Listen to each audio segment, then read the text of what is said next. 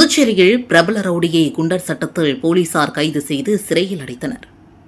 புதுச்சேரி மற்றும் தமிழக பகுதிகள் கொலை மற்றும் கஞ்சா கடத்தல் போன்ற பல்வேறு வழக்குகளில் தொடர்புடைய புதுச்சேரி மேட்டுப்பாளையம் பகுதியை சார்ந்த ரங்கராஜ் என்கின்ற புளியங்குட்டை என்ற ரவுடி மீது புதுச்சேரி வடக்கு பகுதி எஸ்பி ரங்கநாயகம் பரிந்துரையின் அடிப்படையில் அவரை போதைப்பொருள் தடுப்பு குண்டர் சட்டத்தில் கைது செய்ய கலெக்டர் உத்தரவிட்டார்.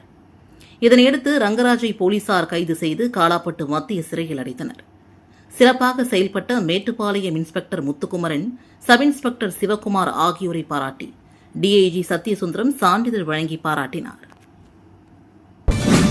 பெங்களூரிலிருந்து புதுச்சேரிக்கு சுற்றுலா வந்த குடும்பத்தினர் வீராம்பட்டினம் கடலில் படகு சவாரி செய்தபோது ராட்சசாலையில் சிக்கி ஏற்பட்ட விபத்தில் பெண் பரிதாபமாக உயிரிழந்த சம்பவம் சோகத்தை ஏற்படுத்தியுள்ளது. பெங்களூருவை சார்ந்தவர் விஜய், இவருடைய மனைவி சோனியா. இவர்களுக்கு சதீஷ், அஸ்வின், சதீஸ்வரி என்ற 3 குழந்தைகள் உள்ள நிலையில் விஜய் தனது உறவினர்கள் 8 பேருடன் புதுச்சேரிக்கு சுற்றுலா வந்துள்ளார்.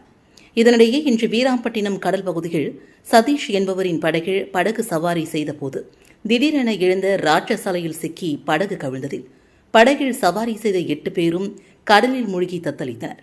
இதனை கண்ட மீனவர்கள் படகு மூலமாக கடலில் உயிருக்கு போராடியவர்களை மீட்டு கரைக்கு கொண்டு வந்தனர். இதில் சோனியா கடலில் மூழ்கியதில் பரிதாபமாக உயிரிழந்தார். இதுகுறித்து தகவல் அறிந்த அரியாங்குப்பம் போலீசார் மற்றும் கடலோர காவல் படையினர் சம்பவ இடத்திற்கு வந்து சோனியாவின் உடலை மீட்டு பிரேத பரிசோதனைக்காக கதிர்காமம் அரசு மருத்துவமனைக்கு அனுப்பி வைத்தனர். மேலும் மற்ற 7 பேரையும் மீட்டு புதுச்சேரி அரசு மருத்துவமனைக்கு சிகிச்சைக்காக அனுப்பி வைத்த நிலையில் அங்கு 3 பேருக்கு தீவிர சிகிச்சை அளிக்கப்பட்டு வருகிறது. மேலும் 5 பேருக்கு பெரிய அளவில் பாதிப்புகள் இல்லாததால் இதுகுறித்து போலீசார் தொடர் விசாரணை மேற்கொண்டு வருகின்றனர். போலீசாரின் முதற்கட்ட விசாரணைகள் லைசென்ஸ் இல்லாமலும் சுற்றுலா பயணிகளுக்கு பாதுகாப்பு உபகரணங்கள் அளிக்காமல் படகு இயக்கப்பட்டுள்ளது. புதுச்சேரியில் அனுமதியின்றி 100க்கும் மேற்பட்ட சுற்றுலா படகுகள் இயக்கப்படுவதாக தொடர்ந்து புகார் அளித்தும் அரசு நடவடிக்கை எடுக்காததும் குறிப்பிடத்தக்கது. புதுச்சேரியில் சட்டமன்ற தேர்தலை முன்னிட்டு தாசில்தார்கள் அதிரடியாக மாற்றம் செய்யப்பட்டுள்ளனர்.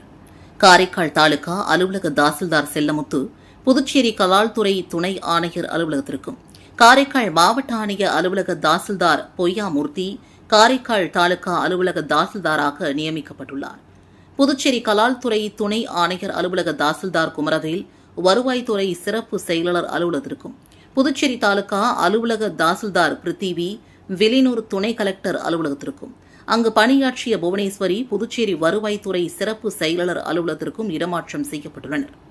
வருவாய்த்துறை சிறப்பு செயலாளர் அலுவலக தாசில்தார் சிலம்பரசன் புதுச்சேரி தாலுகா அலுவலகத்திற்கும், வருவாய்த்துறை சிறப்பு செயலாளர் அலுவலக தாசில்தார் பாலமுருகன் கல்வித்துறை இயக்குநர் அலுவலகத்திற்கும் மாற்றப்பட்டுள்ளார்கள்.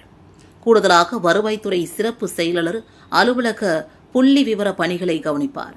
புதுச்சேரி வருவாய்த்துறை வடக்கு துணை கலெக்டர் அலுவலக தாசில்தார் சாந்தி கலால்துறை துணை ஆணையர் அலுவலகத்திற்கும், அங்கு பணியாற்றிய சைஜு வருவாய்த்துறை வடக்கு துணை கலெக்டர் அலுவலகத்திற்கும், வருவாய்த்துறை சிறப்பு செயலாளர் அலுவலக தாசில்தார் ராஜலட்சுமி பாகூர் தாலுகா அலுவலக தாசில்தாராகவும், அங்கு பணியாற்றி வந்த கோபாலகிருஷ்ணன் வருவாய்த்துறை சிறப்பு செயலாளர் அலுவலகத்திற்கும் இடமாற்றம் செய்யப்பட்டுள்ளனர்.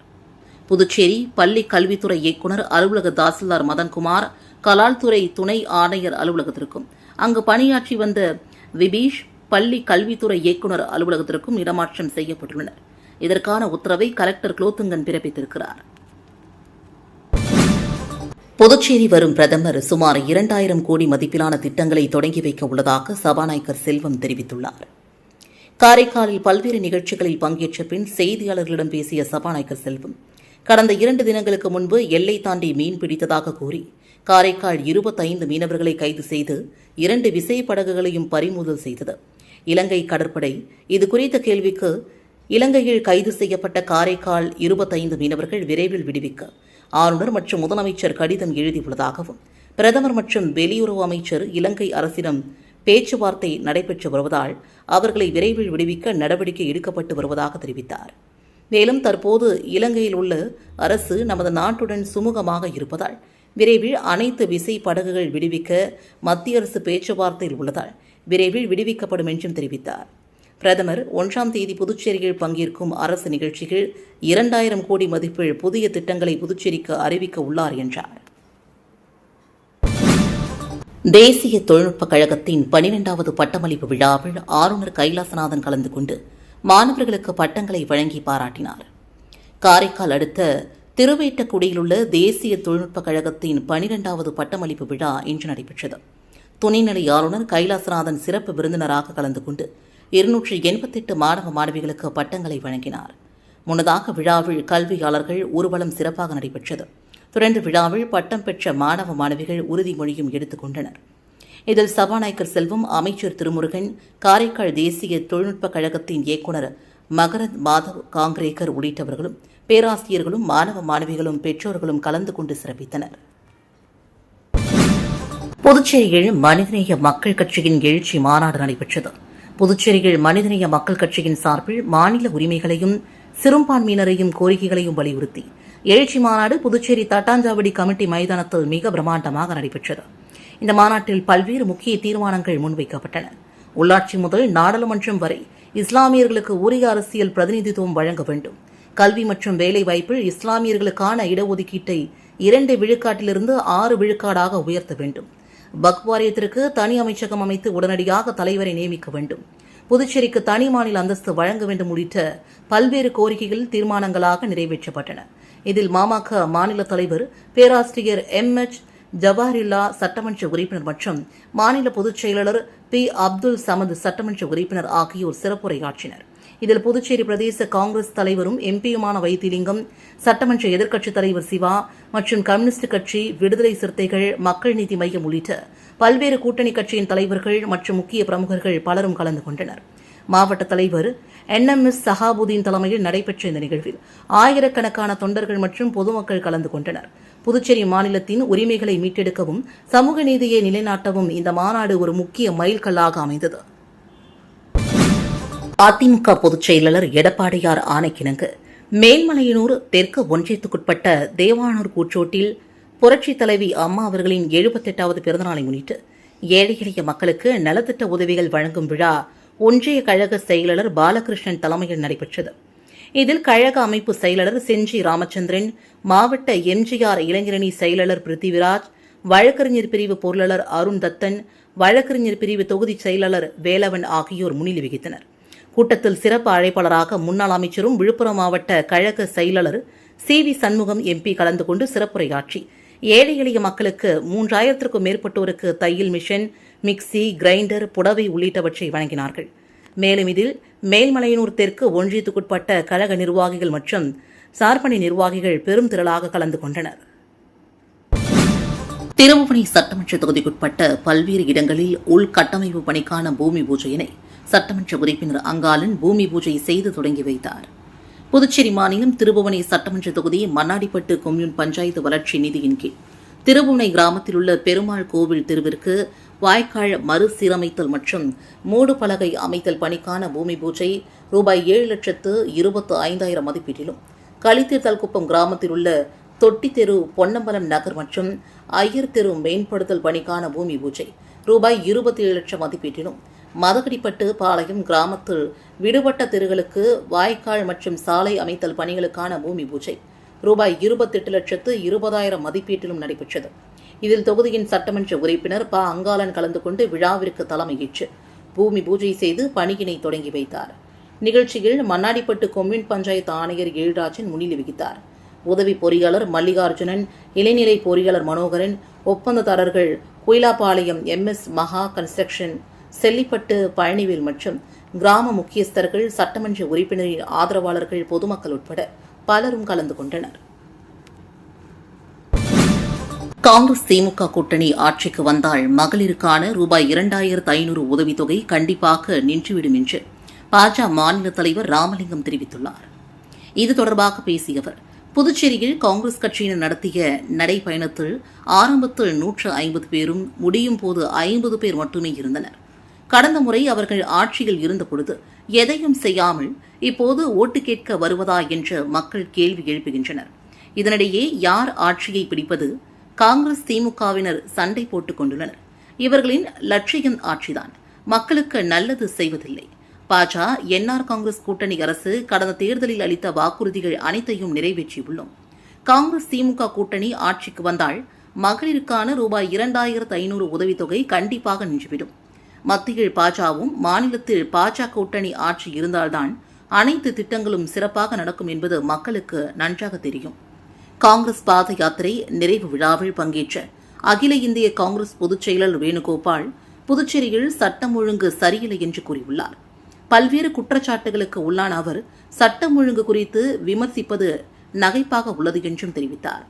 திமுக மாநிலத்தில் சுயாட்சி மத்தியில் கூட்டாட்சி என்கிறது. தனியாக ஆட்சி அமைத்தால்தான் கொள்கை அளிக்க முடியும் என்பதால் கூட்டணி ஆட்சியை திமுக ஏற்க மறுக்கிறது என்றார். அரியாங்குப்பம் தொகுதியில் முருங்கப்பாக்கம் உபரிநீர் வாய்க்காலின் சேதமடைந்த தடுப்பு சுவரை சுமார் 39 லட்சம் மதிப்பில் புதிதாக கட்டும் பணியினை முதலமைச்சர் ரங்கசாமி பூமி பூஜை செய்து தொடங்கி வைத்தார்.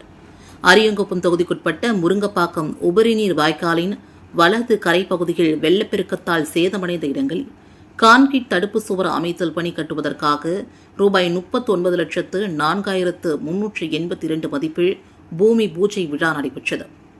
இதில் தொகுதியின் சட்டமன்ற உறுப்பினர் பாஸ்கர் என்கின்ற தக்ஷாமூர்த்தி தலைமையில் நடைபெற்ற விழாவில் சிறப்பு விருந்தினர்களாக பொதுப்பணித்துறை அமைச்சர் லட்சுமி நாராயணன், முதலமைச்சர் ரங்கசாமி ஆகியோர் கலந்து கொண்டு பூமி பூஜை செய்து தொடங்கி வைத்தனர். நிகழ்ச்சியில் பொதுப்பணித்துறை செயலர் முத்தம்மாள், பொதுப்பணித்துறை தலைமை பொறியாளர் வீரசெல்வம், பொதுப்பணித்துறை கண்காணிப்பு பொறியாளர் சுந்தரமூர்த்தி, நீர்ப்பாசன பிரிவு செயற்பொறியாளர் ராஜ்குமார், உதவி பொறியாளர் மதிவாணன், இளைநிலை பொறியாளர் பிருத்திவிராஜ் மற்றும் ஒப்பந்ததாரர் வெங்கடேஷ்குமார் ஆகியோர் கலந்து கொண்டு விழாவினில் சிறப்பித்தனர். மேற்கண்ட பணியை புதுச்சேரி அரசு பொதுப்பணித்துறை நீர்ப்பாசன பிரிவு வாயிலாக 3 மாத காலத்தில் முடிக்க உத்தேசிக்கப்பட்டுள்ளது. விழாவில் முக்கிய பிரமுகர்களும் ஊர் பொதுமக்களும் கலந்து கொண்டு விழாவினில் சிறப்பித்தனர். லட்சிய ஜனநாயக கட்சியின் புதிய நிர்வாகிகள் கட்சியின் தலைவர் திரு ஜோஸ் சார்லஸ் மார்டின் அவர்களை நேரில் சந்தித்து வாழ்த்து பெற்றனர். புதுச்சேரி மாநிலத்தில் லட்சிய ஜனநாயக கட்சியின் வழக்கறிஞர் அணிக்கான புதிய பொறுப்புகள் தலைவர் ஜோஸ் சார்லஸ் மார்டின் அவர்களால் வழங்கப்பட்டுள்ள மாநில தலைவர் ராஜபிரகாஷ், துணைத் தலைவர் ஆனந்தன், மகளிர் துணைத் தலைவர் தமிழ்ச்செல்வி, பொதுச் செயலாளர் லட்சுமணன் மற்றும் மாவட்ட தலைவர் ஜெயராமன் ஆகியோருக்கு அதிகாரப்பூர்வமாக பொறுப்புகளை வழங்கினார். பொறுப்புகள் வழங்கப்பட்டதை அடுத்து புதிய நிர்வாகிகள் தலைவர் ஜோஸ் சார்லஸ் மார்டின் அவர்களை நேரில் சந்தித்து பொன்னாடை மற்றும் பூங்கொத்துக்கள் வழங்கி நன்றி தெரிவித்துக் கொண்டனர். இந்த சந்திப்பில் LJK பொதுச் செயலாளர் பிரபாகரன், இணை பொருளாளர் ஆயிப்கான் ஆகியோர் உடன் இருந்தனர். புதுச்சேரி காமராஜர் நகர் தொகுதியில் போட்டியிடும் நிலையில் லட்சிய ஜனநாயக கட்சியின் தலைவர் திரு ஜோஸ் சார்லஸ் மார்டின் அவர்கள் தொகுதியில் கள ஆய்வு மேற்கொண்டார். புதுச்சேரி காமராஜர் நகர் தொகுதிக்குட்பட்ட சாமிப்பிள்ளை தோட்டம் பகுதியில் அமைந்துள்ள ஸ்ரீ மகாசக்தி பரிகார வராகியம்மன் ஆலயத்தில் லட்சிய ஜனநாயக கட்சியின் நிறுவன தலைவர் ஜோஸ் சார்லஸ் மார்டின் சுவாமி தரிசனம் செய்தார். தொடர்ந்து கோவிலுக்கு வந்த பக்தர்களுக்கு பிரசாதம் வழங்கியவர் தொகுதி மக்களின் குறைகளை கேட்டறிந்தார். அப்போது இப்பகுதியில் உள்ள வெள்ளவாரி வாய்க்காலை தூர்வாறுதல், சுத்தமான குடிநீர் வழங்குதல் உள்ளிட்ட பல்வேறு அடிப்படை பிரச்சினைகளை தீர்த்து வைக்க வேண்டும் என்று பொதுமக்கள் அவரிடம் கோரிக்கை வைத்தனர். வருகின்ற சட்டமன்ற தேர்தலில் காமராஜர் நகர் தொகுதியில் போட்டியிட உள்ளதாக தெரிவித்துள்ள ஜோஸ் சார்லஸ் மார்டின் மக்களை நேரடியாக சந்தித்து அவர்களின் பிரச்சினைகளை கேட்டு வருகிறார். அதனைத் தொடர்ந்து அப்பகுதியில் பராமரிப்பின்றி பழிந்த நிலையில் கிடக்கும் சிங்கம் பூங்காவையும் அவர் பார்வையிட்டார். இந்நிகழ்வில் கட்சியின் பொதுச் செயலாளர் டாக்டர் துரைசாமி, இணை பொருளாளர் ஆயிப்கான் உள்ளிட்ட நிர்வாகிகள் உடனிருந்தனர். புதுச்சேரி தேசிய சுகாதார திட்ட ஊழியர்களுக்கு 15,000 ரூபாய் வரை ஊதிய உயர்வு மற்றும் 5% ஆண்டு ஊதிய உயர்வு வழங்க அரசு ஒப்புதல் அளித்துள்ளதால் போராட்டம் தற்காலிகமாக வாபஸ் பெறப்பட்டுள்ளது. இதுகுறித்து புதுச்சேரி தேசிய சுகாதார திட்ட ஊழியர்கள் சங்க நிர்வாகிகள் வெளியிட்டுள்ள அறிக்கையில், புதுச்சேரி சுகாதாரத்துறை தேசிய சுகாதார திட்ட ஊழியர்கள் பணி நிரந்தரம் மற்றும் ஊதிய உயர்வு கோரி பேரணியாக சென்று ஆளுநர் மாளிகை முன்பு போராட்டத்தில் ஈடுபட்டனர். இதனையடுத்து போலீசாரின் ஏற்பாட்டின் பேரில் ஊழியர்களுடன் சுகாதாரத்துறை செயலாளர் பேச்சுவார்த்தை நடத்தினார். இதில் ஏற்கனவே அரசு அறிவித்திருந்த ரூபாய் 10,000, ரூபாய் 12,000 மற்றும் ரூபாய் 15,000 ஆக ஊதிய உயர்வு தொகையை உடனடியாக வழங்குவது, ஒவ்வொரு ஆண்டும் வழங்கப்பட வேண்டிய 5% ஆண்டு ஊதிய உயர்வையும் சேர்த்து வழங்குவதற்கு ஒப்புதல் அளிக்கப்பட்டுள்ளது. அரசின் இந்த அறிவிப்பை ஏற்று தற்காலிகமாக போராட்டம் ஒத்திவைக்கப்படுகிறது. மேலும் பணி நிரந்தரம் மற்றும் இதர உரிமைகள் குறித்து தொடர்ந்து பேச்சுவார்த்தை நடத்துவது என்றும், பேச்சுவார்த்தையில் சுமூகமான முடிவு எட்டப்படவில்லை என்றால் மீண்டும் போராட்டத்தை தொடர்வது என்றும் முடிவு செய்யப்பட்டது. இவ்வாறாக அதில் கூறப்பட்டிருக்கிறது. புதுச்சேரியில் சைபர் மோசடி கும்பலிடம் 4 பேர் ரூபாய் 38.21 லட்சம் ஏமாந்துள்ளனர். புதுச்சேரி சுதான நகரை சார்ந்தவரை டெலிகிராம் மூலமாக தொடர்பு கொண்ட மர்ம நபர் ஆன்லைனில் ட்ரேடிங் செய்தால் அதிக பணம் சம்பாதிக்கலாம் என்று கூறினார். அதை நம்பிய அவர் மர்ம நபர் தெரிவித்த போலி ஆன்லைன் ட்ரேடிங்கில் பல்வேறு தவணைகளாக ரூபாய் 38 லட்சம் முதலீடு செய்து அதன் மூலமாக வந்த லாபத்தை எடுக்க முயன்றபோது முடியவில்லை. அதன் பிறகே மோசடி கும்பலிடம் பணத்தை இழந்ததும் தெரியவந்தது. உருளின்பேட்டையை சார்ந்தவர் இன்ஸ்டாகிராமில் பழைய நாணயம் விற்பனை தொடர்பான விளம்பரத்தை பார்த்தார். பின் தன்னிடம் உள்ள நாணயத்தை விற்க அதிலிருந்த வாட்ஸ்அப் எண்ணில் நாணயத்தின் படத்தை பகிர்ந்து அதன் மதிப்பு குறித்து கேட்டார். சிறிது நேரத்திற்கு பின் அவரை தொடர்பு கொண்ட மர்ம நபர் நாணயத்தின் மதிப்பு ரூபாய் 96 லட்சம் என தெரிவித்தார். இதை நம்பி அவர் நாணயத்தை விற்பனை செய்ய பதிவு செய்து மற்றும் அஞ்சல் கட்டணங்களுக்காக ரூபாய் 8,950 அனுப்பியுள்ளார். அதன்பின் மர்ம நபரை தொடர்பு கொள்ள முடியவில்லை. இதேபோல உருளின்பேட்டையை சார்ந்தவர் 8,600, முத்தியல்பேட்டையை சார்ந்த பெண் 3,698 என மொத்தம் 4 பேர் சைபர் மோசடி கும்பலிடம் ரூபாய் 38,21,248 இழந்திருக்கிறார்கள். புகார்களின் அடிப்படையில் சைபர் கிரைம் போலீசார் வழக்கு பதிந்து விசாரித்து வருகின்றனர்.